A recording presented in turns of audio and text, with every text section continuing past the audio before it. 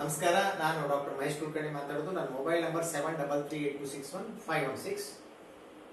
ನಾನು ನಿನ್ನೆ ಒಂದು ಯೂಟ್ಯೂಬ್ ಚಾನಲ್ ಅಲ್ಲಿ ಒಂದು ಇಂಟ್ರಡಕ್ಷನ್ ಟು ಆಸ್ಟ್ರಾಲಜಿ ಬಿಟ್ಟಿದೆ. ಇವತ್ತೊಂದು ಈ ಜಾತಕ ಹಾಕಿದ ತಕ್ಷಣ ಜಾತಕದಲ್ಲಿ ಇರ್ತಕ್ಕಂಥ ಪ್ರಾಬ್ಲಮ್ ಅನ್ನ ಯಾವ ರೀತಿ ನೀವು ಇವ್ಯಾಲ್ಯೂಯೇಟ್ ಮಾಡೋದು. Very easy method how to know the problem in the astrology. ಕೆಲವರು ಜ್ಯೋತಿಷಿ ಕೇಳಿ ಬರ್ತಿರ್ತಾರೆ, ಮಾತೆತ್ತಿರ ಒಂದು ಸಮಸ್ಯೆ ಬಗ್ಗೆ ಹೇಳ್ತಿರ್ತಾರೆ.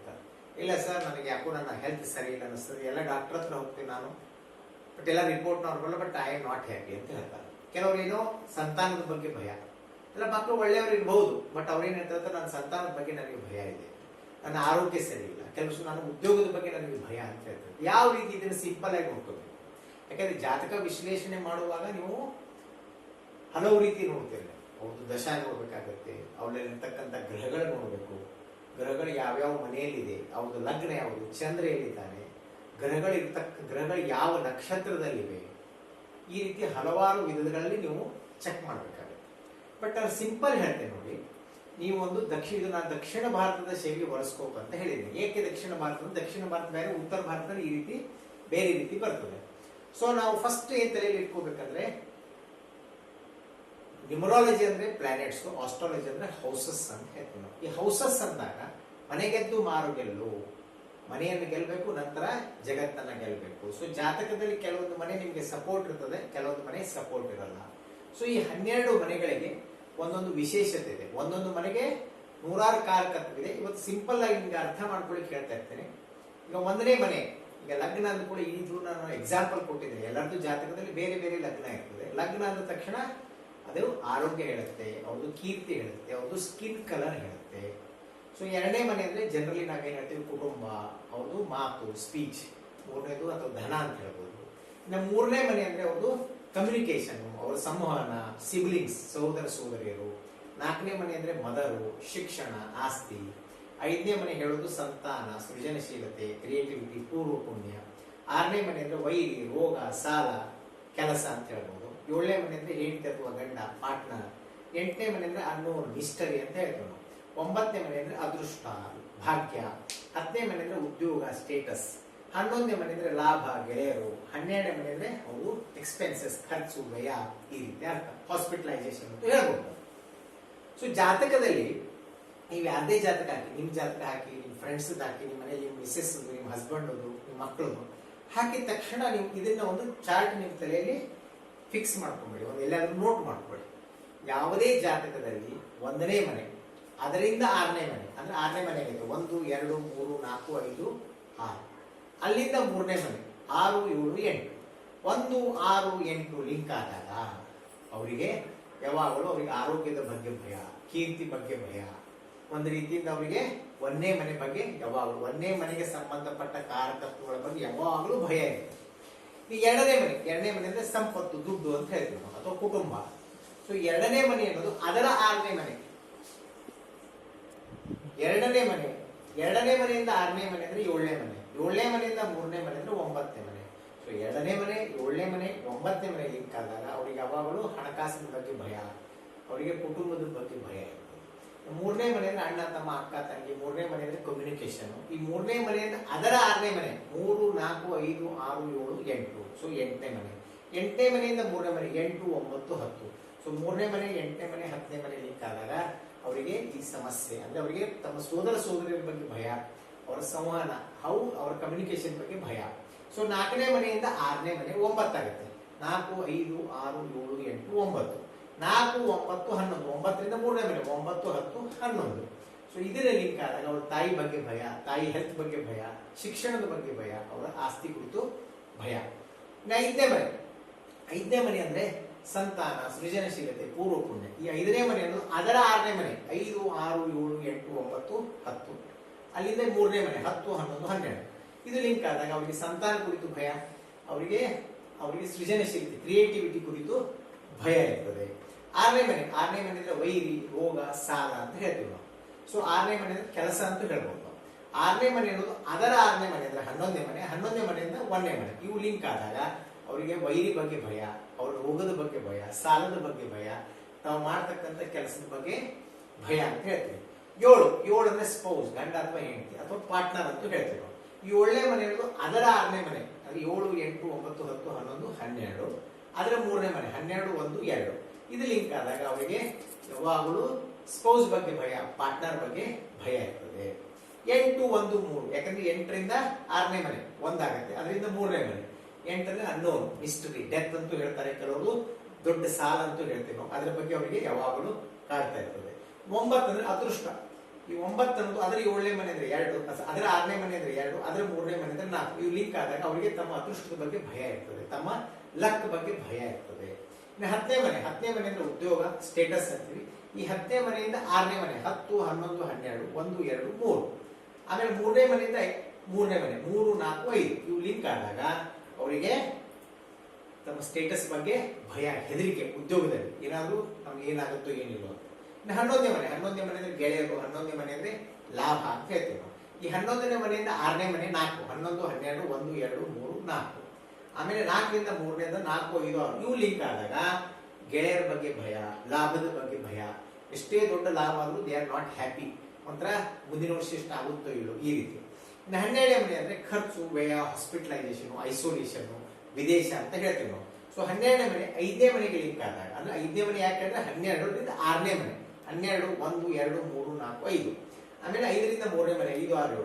ಇವು ಲಿಂಕ್ ಆದಾಗ ಅವರಿಗೆ ತಮ್ಮ ಖರ್ಚಿನ ಬಗ್ಗೆ ಭಯ, ವ್ಯಯದ ಬಗ್ಗೆ ಭಯ, ಒಂಥರ ವಿದೇಶದ ಬಗ್ಗೆ ಭಯ. ಈ ರೀತಿ ಅವರಿಗೆ ಯಾವಾಗಲೂ ಜೀವನ. ಇದನ್ನ ಲಿಂಕ್ ಆಗೋದಂದ್ರೆ ಏನು? ಈ 1ನೇ ಮನೆ ಅಧಿಪತಿ 6ರಲ್ಲಿರೋದು, 6ರ ಅಧಿಪತಿ 8ರಲ್ಲಿರೋದು, ಅಥವಾ 8ರ ಅಧಿಪತಿ 6ರಲ್ಲಿರೋದು, 6ರ ಅಧಿಪತಿ 1ರಲ್ಲಿ, ಈ ರೀತಿ ಯಾರಾದರೂ ಲಿಂಕ್ ಆದ. ಈ ಯುತಿಯಲ್ಲಿದ್ದಾಗ ತುಂಬಾ ಪವರ್ಫುಲ್ ಇರ್ತದೆ, ದೃಷ್ಟಿ ಇದ್ದಾಗ ಅಷ್ಟು ಕಡಿಮೆ. ಈಗ 1ನೇ ಮನೆ ಅಧಿಪತಿ 6ರ ಮೇಲೆ ನೋಡೋದು, 6ರನ್ನ 8ರದು 6ನೇ ಅಧಿಪತಿ, ಈ ರೀತಿ ಇದ್ದಾಗ ಅಷ್ಟೊಂದು ಎಫೆಕ್ಟ್ ಇರಲ್ಲ. ಸೊ ಬಟ್ ಇವು ಲಿಂಕ್ ಆದಾಗ ಅವರಿಗೆ ಮನಸ್ಸಲ್ಲಿ ಯಾವಾಗಲೂ ಈ ಕೊರಗು, ಬಟ್ ಅವರಿಗೆ ಸಮಾಧಾನ ಇರಲ್ಲ. ಏನು ಮಾಡಿದ್ರು ಸಹಿತ ಅವರು ಯಾವುದೇ ಜ್ಯೋತಿಷ್ಯ ಹತ್ರ ಹೋದ್ರು ಕೇಳೋ ಕ್ವಶನ್ ಇದೇ ಕೇಳ್ತಿರ್ತಾರೆ, ಇಲ್ಲ ಗುರುಗಳೇ ನನಗೆ ಈ ರೀತಿ ಭಯ ಆಗುತ್ತೆ, ಅದು ಸತ್ಯ ಇದೆನೋ ಅದು ಜೀವನದಲ್ಲಿ ಆಗ್ತಾ ಇದೆಯೋ ಗೊತ್ತಿಲ್ಲ, ಬಟ್ ಅವ್ರ ಮೈಂಡ್ ಅಲ್ಲಿ ಪ್ರೀಜುಡೈಸ್ ಆಗಿರ್ತದೆ. ಯಾಕಂದ್ರೆ ಬಿಕಾಸ್ ಆಫ್ ಇದು ಲಿಂಕೇಜ್ ಅಂತ ಹೇಳ್ತೀವಿ. ಈ ಲಿಂಕ್ ಆದಾಗ ಅವರಿಗೆ ಈ ರೀತಿ ಯಾವಾಗಲೂ ಭಯ. ಸೊ ನಾವ್ ಏನ್ ಮಾಡ್ಬೇಕು? ಜಾತಕದಲ್ಲಿ ಇದನ್ನ ಕೆಲವರಿಗೆ ಲಿಂಕ್ ಆಗಿರಲ್ಲ, ಕೆಲವ್ರು ಕೇಳ್ತಾರೆ ಲಿಂಕ್ ಆಗಿಲ್ಲ ಅಂದ್ರೆ ಹ್ಯಾಪಿ ಹೌದು, ಬಟ್ ನೀವು ಒಂದು ತಲೆಯಲ್ಲಿ ಇಟ್ಕೋಬೇಕು, ಗೋಚಾರದಲ್ಲಿ ಲಿಂಕ್ ಆಗೇ ಆಗುತ್ತೆ. ಗೋಚಾರದಲ್ಲಿ ಲಿಂಕ್ ಆಗೋದಂದ್ರೆ 1ನೇ ಮನೆ ಅಧಿಪತಿ 6ಕ್ಕೆ ಬರೋದು, 6ನೇ ಮನೆ 8ಕ್ಕೆ ಬರೋದು, ಅಥವಾ ಅಧಿಪತಿಗಳು ಬಂದಾಗ ಅವ್ರು ಲಿಂಕ್ ಆದಾಗ ಆ ಟೈಮ್ ಅಲ್ಲಿ ಆ ವ್ಯಕ್ತಿ ಏನ್ ಮಾಡ್ತಾನೆ, ಡಾಕ್ಟರ್ ಹತ್ರ ಓಡಿ ಹೋಗ್ತಾನೆ, ಅಥವಾ ಅವನಿಗೆ ಅವ್ಯಕ್ತ ಭಯ ಕಾಡಿ ಜ್ಯೋತಿಷ್ಯ ಹತ್ರ ಬರ್ಬೋದು. ಏನಾಗಿದೆ ನೋಡಿ ಗುರುಗಳೇ, ಯಾಕೋ ಒಂಥರ ಹೆದರಿಕೆ ಆಗುತ್ತೆ, ತುಂಬಾ ಸ್ವೆಟಿಂಗ್ ಆಗ್ತಾ ಇದೆ, ಈ ರೀತಿ.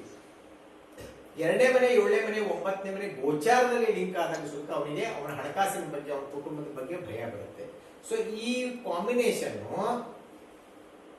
ಜಾತಕದಲ್ಲಿ ಫಿಕ್ಸ್ ಇದ್ರೆ ಯಾವಾಗಲೂ ಕಾಡ್ತಾ ಇರ್ತದೆ, ಲೈಫ್ ಟೈಮ್ ಅವ್ರಿಗೆ ಏನೇ ಇದ್ದು ಸುತ್ತ ಸಮಾಧಾನ ಇರಲ್ಲ ಆ ವಿಷಯದಲ್ಲಿ. ಈಗ ಫಾರ್ ಎಕ್ಸಾಂಪಲ್ 7, 12, 2. 7 ಅಂದ್ರೆ ಯಾವಾಗಲೂ ಪಾರ್ಟ್ನರ್ ಬಗ್ಗೆ ಭಯ, ಹೆಂಡತಿ ಅಥವಾ ಗಂಡನ ಬಗ್ಗೆ ಭಯ, ಜೀವನ ಪರ್ಯಂತ ಕಾಡ್ತಾ ಇರ್ತದೆ. ಸೊ ಈ 10ನೇ ಮನೆ ಇರ್ತಂದ್ರೆ ಯಾವಾಗಲೂ ಅವರಿಗೆ ಉದ್ಯೋಗದ ಬಗ್ಗೆ ಭಯ. 10, 3, 5 ಲಿಂಕ್ ಆದಾಗ. ಯಾಕಂದ್ರೆ ನಾವು ಜ್ಯೋತಿಷ್ಯ ಅನ್ನೋದು ಇವ್ಯಾಲ್ಯೂಯೇಟ್ ಮಾಡೋದು ತುಂಬಾ ಇಂಪಾರ್ಟೆಂಟ್. ಈ ಜ್ಯೋತಿಷ್ಯ ಹತ್ರ ಬಂದಾಗ ಒಂದು ಜಾತಕ ತೆಗಿತೀವಿ ನಾವು, ದೃಗ್ಗಣಿತ ಅಂತ ಹೇಳ್ತೀವಿ ನಾವು. ಅವ್ರದ್ದು ಹೆಸರು, date of birth, time of birth, place of birth ಕೊಡ್ತಾರೆ. ಮೊದಲೆಲ್ಲ ತೆಗಿಯೋದು ಕಷ್ಟ ಇತ್ತು, ಏನಿಲ್ಲ ಆಪ್ಸ್ ಬಂದಿವಿ, ಆಪ್ಸ್ ಅಲ್ಲಿ ಹಾಕಿದ ತಕ್ಷಣ ನಿಮಗೆ D1 chart, D9 chart, divisional charts ಎಲ್ಲಾನು ತಕೋಬಹುದು. ಬಟ್ ಇದನ್ನ ಇವ್ಯಾಲ್ಯೂಯೇಟ್ ಮಾಡೋದು ಇಂಪಾರ್ಟೆಂಟ್, ಯಾಕಂದ್ರೆ ಯಾರಿಗೂ ಟೈಮ್ ಇಲ್ಲ. ಸೊ ಇದನ್ನ ನೀವು ತಲೆಯಲ್ಲಿ ಯಾವಾಗಲೂ ಇಟ್ಕೊಂಡ್ಬಿಡಿ. ಅವರಿಗೆ ಅವ್ರ ಮನಸ್ಸಲ್ಲಿ ಇದ್ದದ್ದು ನೀವು ಹೇಳಿದ ಕೂಡ ಆ ವ್ಯಕ್ತಿಗೂ ಸಮಾಧಾನ ಆಗುತ್ತೆ, ಮತ್ತೆ ನಿಮಗೂ ಗೊತ್ತಾಗುತ್ತೆ ನನ್ನಲ್ಲಿ ಇರ್ತಕ್ಕಂಥ ಒಂದು ಪ್ರಾಬ್ಲಮ್ ಏನು, ಆಮೇಲೆ ಅದಕ್ಕೆ ಪರಿಹಾರ ಉಪಕ್ರಮ ಅನ್ನೋದು ಬೇರೆ ಇದೆ. ಇನ್ನು ಇನ್ನೊಂದು ತಿಳ್ಕೊಬೇಕು ನಾವು, ಜ್ಯೋತಿಷ್ಯದಲ್ಲಿ ಮನೆಗೆ ಒಬ್ಬೊಬ್ಬರು ಬಾಸ್ ಕೊಟ್ಟಿದ್ದಾರೆ. ಜ್ಯೋತಿಷ್ಯದಲ್ಲಿ ಒಂದು ಮನೆಗೆ ಹೀರೋ, ಅವನೇ ಯಜಮಾನ ಅಂತ ಹೇಳ್ತೀವಿ ನಾವು. ಸೊ ಇಲ್ಲಿ ಜ್ಯೋತಿಷ್ಯದಲ್ಲಿ 3 ಸಂಗತಿ ತುಂಬಾ ಇಂಪಾರ್ಟೆಂಟ್. ಒಂದು ರಾಶಿ ಫಿಕ್ಸ್, ಮೇಷ, ವೃಷಭ, ಮಿಥುನ, ಕರ್ಕ, ಸಿಂಹ, ಕನ್ಯಾ, ತುಲಾ, ವೃಶ್ಚಿಕ, ಧನಸ್ಸು, ಮಕರ, ಕುಂಭ, ಮೀನ, ಇವೆಲ್ಲ ಫಿಕ್ಸ್. ಇವುಗಳ ಅಧಿಪತಿಗಳು ಫಿಕ್ಸ್ ಇದೆ. ಆದ್ರೆ ಭಾವ ಹಾಗಲ್ಲ, ಭಾವ ಬೇಕಾದಾಗ್ಬೋದು. ಕೆಲವರಿಗೆ ಮೇಷ ಲಗ್ನ ಆಗುತ್ತೆ, ಕೆಲವರಿಗೆ ಲಿಯೋ ಅಸೆಂಡೆಂಟ್ ಅಂದ್ರೆ ಸಿಂಹ ಲಗ್ನ ಆಗುತ್ತೆ. ಸೊ ಲಗ್ನ ಚೇಂಜ್ ಆದಾಗ, ಸೊ ಇದರ ಅರ್ಥ ಏನು ಅಂದ್ರೆ ಒಂದು ಮನೆ ಅಲ್ಲಿ ನಾವು ಜಾತಕದಲ್ಲಿ ಮುಖ್ಯವಾಗಿ 3 ತಿಳ್ಕೋಬೇಕು. ಒಂದು ರಾಶಿ, ಒಂದು ಭಾವ, ಒಂದು ಗ್ರಹ. ಗ್ರಹ ಅಂದ್ರೆ ಆಕ್ಟರ್ ಅಂತ ಹೇಳ್ತೀವಿ ನಾವು. ಸೊ ಜ್ಯೋತಿಷ್ಯದಲ್ಲಿ ಒಂದೊಂದು ಮನೆಗೆ ಒಬ್ಬೊಬ್ರು ಯಜಮಾನ, ಕೆಲವೊಂದು ಮನೆಗೆ ಇಬ್ಬಿಬ್ಬರು ಯಜಮಾನ ಇದ್ದಾರೆ. ಸೊ 1ನೇ ಮನೆಗೆ ರವಿ ಫಿಕ್ಸ್ ಯಜಮಾನ, 2ನೇ ಮನೆಗೆ ಗುರು ಬುಧ, ಅಂದ್ರೆ ಇದು ಒಂದೇ ಮನೆ ಅಂದ್ರೆ ಈ ರೀತಿ ಒಂದೇ ಮನೆ ಅಲ್ಲ, ಲಗ್ನ ಭಾವಕ್ಕೆ ಎರಡನೇ ಮನೆಗೆ, ಲಗ್ನದಿಂದ ಎರಡನೇ ಮನೆ, ಲಗ್ನದಿಂದ ಮೂರನೇ ಮನೆಗೆ ಇವರು ಯಜಮಾನರು ಅಂತ ಅರ್ಥ.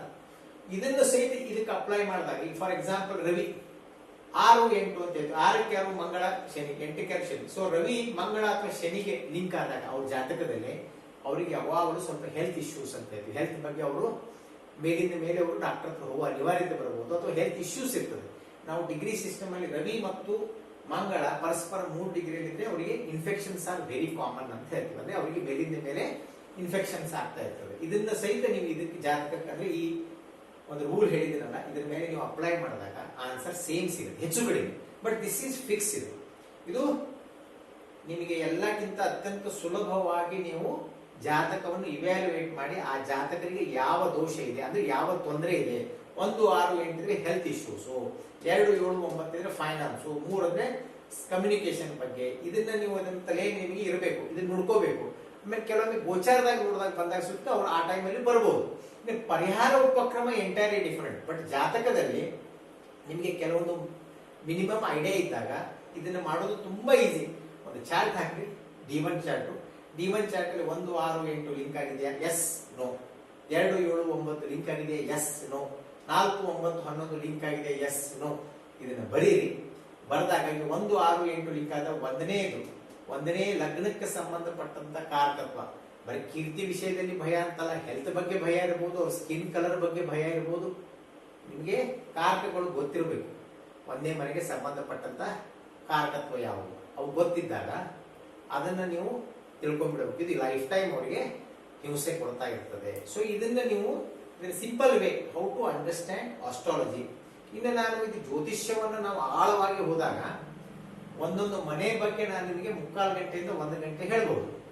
ಬಟ್ ಈಗ ಮುಂದೆ ನಾನು ನಿಮಗೆ ಮುಂದಿನ ಎಪಿಸೋಡ್ ಅಲ್ಲಿ ಅದನ್ನು ಟ್ರೈ ಮಾಡ್ತೇನೆ. ಬಟ್ ಈಗ ಸಿಂಪಲ್ ಕೆಲವೊಂದು 4-5 ಎಪಿಸೋಡ್ ಅಲ್ಲಿ ಒಂದು ಜಾತಕ ಹಾಕಿದ ತಕ್ಷಣ ನೀವು ಇದನ್ನ ಮಾಡ್ಕೊಂಡ್ ಬಿಟ್ರೆ ನಿಮಗೆ ಜ್ಯೋತಿಷ್ಯದಲ್ಲಿ ಏನೋ ಹೇಳಿದ್ದು ಕರೆಕ್ಟ್ ಇದೆಯಪ್ಪ ಅಂತ ನಿಮ್ಗೊಂದು ಐಡಿಯಾ ಬರ್ತದೆ. ಸೊ ನಾನು ಡಾಕ್ಟರ್ ಮಹೇಶ್ ಕುಲಕರ್ಣಿ. ನನ್ನ ಮೊಬೈಲ್ ನಂಬರ್ 7338261516. ನಾನು ಬೇಸಿಕಲಿ BAMS ಡಾಕ್ಟರು. ನಾನು ರೇಖಿ ಗ್ರ್ಯಾಂಡ್ ಮಾಸ್ಟರ್ ಇದ್ದೇನೆ. ನನ್ನ ಹತ್ರ ನಾನು ಸುಮಾರು 25-26 ವರ್ಷದಿಂದ ಜ್ಯೋತಿಷ್ಯನ ಕಲಿತಾ ಇದ್ದೇನೆ, ಅಭ್ಯಾಸ ಮಾಡ್ತಾ ಇದ್ದೇನೆ, ಜ್ಯೋತಿಷ್ಯ ಪ್ರಾಕ್ಟೀಸು ಮಾಡ್ತಾ ಇದ್ದೇನೆ ನನ್ನ ಮೆಡಿಕಲ್ ಪ್ರೊಫೆಷನ್ ಜೊತೆ. ಸೊ ಜ್ಯೋತಿಷ್ಯನ ನೀವು ಅಪ್ಡೇಟೆಡ್ ವರ್ಷನ್ ಅಲ್ಲಿ ಅರ್ಥ ಮಾಡ್ಬೋದು. ಯಾಕಂದ್ರೆ ಈಗ ನಾವು ಪರಾಶರ, ಭೃಗುನಂದಿ ನಾಡಿ, ಜೈಮಿನಿ ನೀವು ಕಲ್ತಾದ್ಮೇಲೆ KP ಸಿಸ್ಟಮ್, ಗುರುಮೂರ್ತಿ ಪದ್ಧತಿ, ಆಮೇಲೆ ಡಿಗ್ರಿ ಸಿಸ್ಟಮ್, ಹೊಸ ನಾವು ಕಲಿತಾ ಹೋದಾಗ ನಮಗೆ ಅಪ್ಲಿಕೇಶನ್ ಮಾಡೋದು ಗೊತ್ತಾಗುತ್ತೆ. Application is important. ಯಾಕಂದ್ರೆ ಥೆರಾಟಿಕಲಿ ನಿಮಗೆ ಇವತ್ತು ಗೂಗಲ್ ಅಲ್ಲಿ ಸಿಕ್ಕಾಪಟ್ಟೆ ನಿಮಗೆ ಥೆರಾಟಿಕಲ್ ಐಡಿಯಾ ಸಿಗುತ್ತೆ, ಬಟ್ ಅದನ್ನ ನೀವು ಅಪ್ಲೈ ಮಾಡೋದು ಇಂಪಾರ್ಟೆಂಟ್. ಸೊ ನಾವು ಅಪ್ಲಿಕೇಶನ್ ಅಂದ್ರೆ ನಾವು ಒಂದು ಜಾತಕದ ಮೇಲೆ ನಮ್ ಕೆಲವೊಂದು ಲಾಜಿಕ್ ಹಾಕಿ ಅದನ್ನ ಅಪ್ಲೈ ಮಾಡಿದಾಗ ನಿಮಗೆ ಹೌದಪ್ಪ ಇದರಲ್ಲಿ ನಮಗೆ ಈಸಿ ಆನ್ಸರ್ ಸಿಕ್ತು. ಆಮೇಲೆ ಈಗ ಒಂದು ಜಾತಕದಲ್ಲಿ ಗೋಚಾರದಲ್ಲಿ 1, 6, 8 ಲಿಂಕ್ ಆದಾಗ ಅವ್ರಿಗೇನು ಅಡ್ವೈಸ್ ಮಾಡ್ಬೇಕು? ಇಲ್ಲ ನಿಮ್ಗೆ ಯಾಕೋ ಸ್ವಲ್ಪ ಹೆಲ್ತ್ ಇಶ್ಯೂಸ್ ಅನ್ನಿಸ್ತಿದೆ, ನೀವು ಡಾಕ್ಟರ್ ಹತ್ರ ಹೋಗಿ, ಅಥವಾ ಧನ್ವಂತರಿ ಹೋಮ, ಈ ರೀತಿ ನೀವು ಅವರಿಗೆ ಅಡ್ವೈಸ್ ಮಾಡಬಹುದು. ನಮಸ್ಕಾರ. ಮತ್ತೊಮ್ಮೆ ಎಲ್ಲರಿಗೂ ಒಳ್ಳೆಯದಾಗಲಿ. ಸರ್ವೇ ಭವಂತು ಸುಖಿನಃ.